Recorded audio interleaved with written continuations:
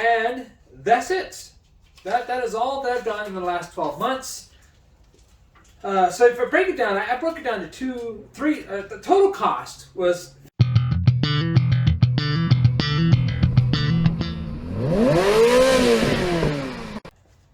so I've had my car for a little over a year, and I've really enjoyed those videos out there that said cost of ownership 1 year is this amount of money, 3 years this amount of money.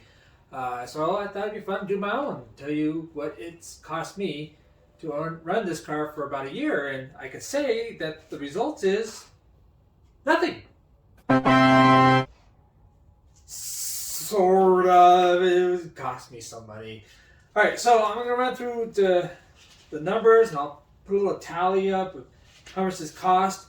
I think I'm off by a penny, which kind of bothers me. But okay, so I bought the car at September 3rd, 2020.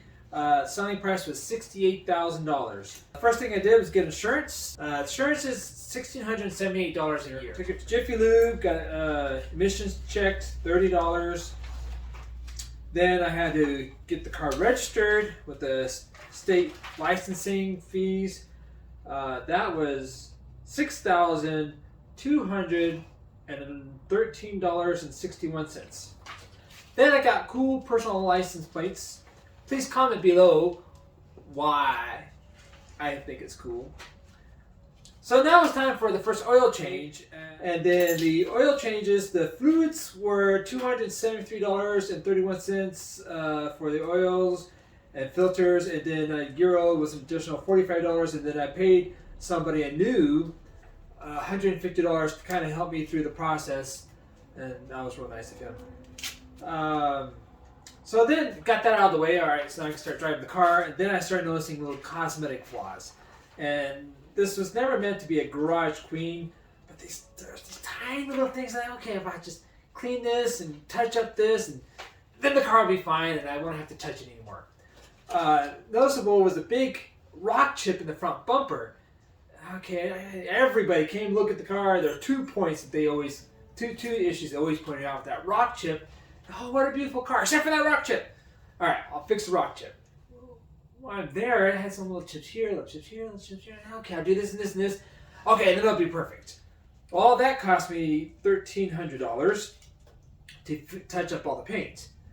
The other issue was this right here on this window, this weather stripping here was kind of ripply. And that was the other thing people kept pointing out. Oh, you gotta fix that.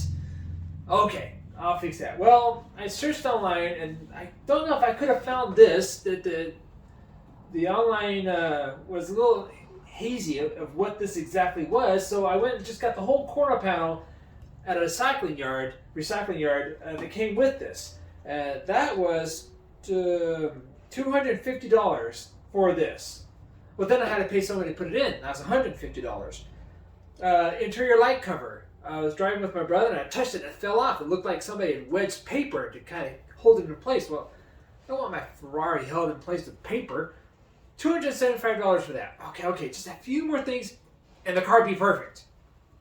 There's the fender liner inside here, I guess because the tire spins, and in the front there with the radiator, it's very common for that to chip up. So common you can't really find aftermarket parts for it. You can't find original parts. You have to go aftermarket. Got that. That was $175.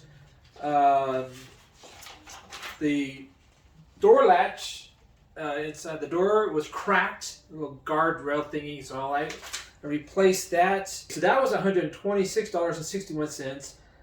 And there's some other plates and screws and bolts, other miscellaneous items. You do things like when you remove the panel, you notice maybe a screw is missing.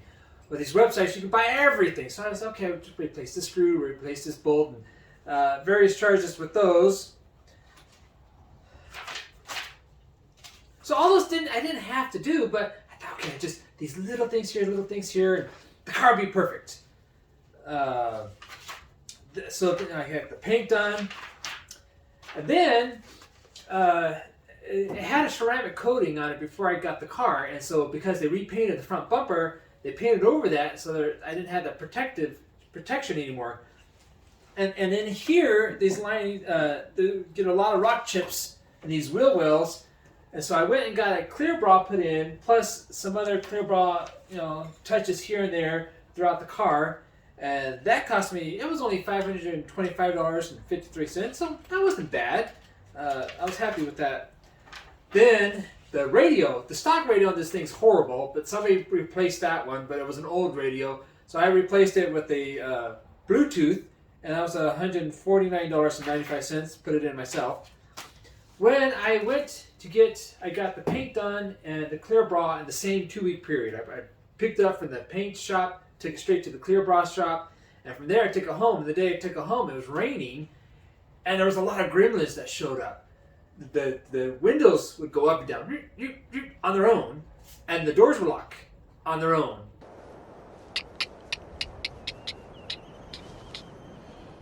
It's like, of course, Italian car, now I'm going to have all these electronic issues. This is going to be horrible. Well, maybe it's because it's raining. All right, so I got it home, and then the next time I took it out, they were gone. Well, all right. Oh, the other thing that happens when on that same trip is that when I turned on the heater, I heard loud knocking. What the heck is this? So I got into that. What had happened is one of the hose return lines came loose from its connector. Somebody used a zip tie, and so I had to replace that hose. That was $150. That was unusual. Then I decided I did not like the horn, so I replaced the horn with an aftermarket, and that was only about $35 because I wanted an air horn for this. Oh, now it's time for the cam belts, and so the belts are $335 for the pair. And then while you're at it, you got to change some gaskets.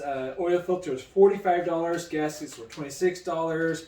And then all the belts, because you got to take the belts off, so you might as well just replace them. They weren't bad. $24, $19. Now here's interesting. That's the parts, but you also have to buy some special tools. There's a tool to lock the engine in place. That was $220. And then there's a special bolt to adjust the tensioner pulley. That was $84. So about $300 for 2 tools that you'll use once every 5 years, but that's what you got to do. So then we got some more belts, more gaskets, various costs. I'll list those things on there. Then I had that plate. If you look at my video from changing the belts, you see that the plate underneath the screw has stripped off. So I had to buy a replacement plate of that. And plus the screws, so that was $158.53 to get all those done. And my air conditioner just stopped. I went through all the tests, determined it was the compressor that was bad. I sent it in to Compressor International. They returned it within a couple of days. $442 for the rebuilt compressor. Then I did the labor myself, and then I bought a dryer, which was about $190. So put all that together. Then the Freon, I think they're about $12 for a 12-ounce can, and I think it was 3 cans to recharge the system. And then I got a flat tire. I ran over a drill bit, and I took the tires off. Took the one tire off myself. Took it into Les Schwab. Got it for $21.55. Doug DeMiro went to the dealership. Cost him $120. So saved myself $100. The tire patch alone, $7 for the patch, $108.75 for the labor. That's it. That is all that I've done in the last 12 months. So if I break it down, I broke it down to the total cost was $15,571.35. All right, so maintenance alone was $3,033.35. That's just your routine, yearly maintenance, the timing belt maintenance every couple of years. Those things you just have to do because you're driving the car. Then I have repairs, things that break down that you really can't account for, such as the air conditioning, which was pretty much the only thing on here. And then the cosmetics, that would be the paint and all that. It was $31,081.06. $15,571.35 is what I paid in a 12-month period to have the car, not including the $68,000 for the selling price. I hope that these next 12 months should be nothing. Maybe the $200 for the oil changes and the fluids for that should all be what this thing should cost to run for a year. We'll see what happens next September. Thanks for watching.